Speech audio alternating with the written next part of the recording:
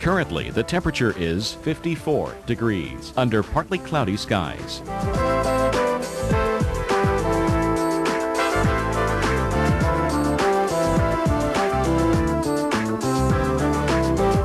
Here's our local Doppler radar.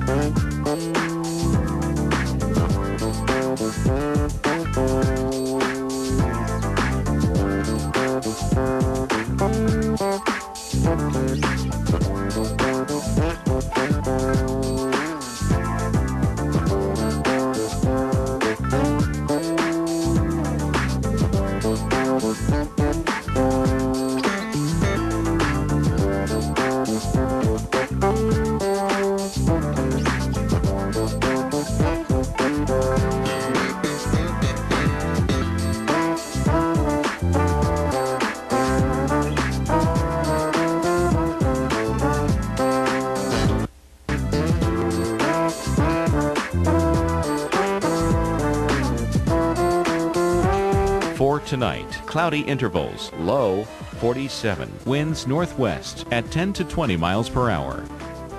And on Tuesday, areas of dense morning fog, sunshine, along with some passing clouds, high 66, winds west-northwest at 10 to 20 miles per hour.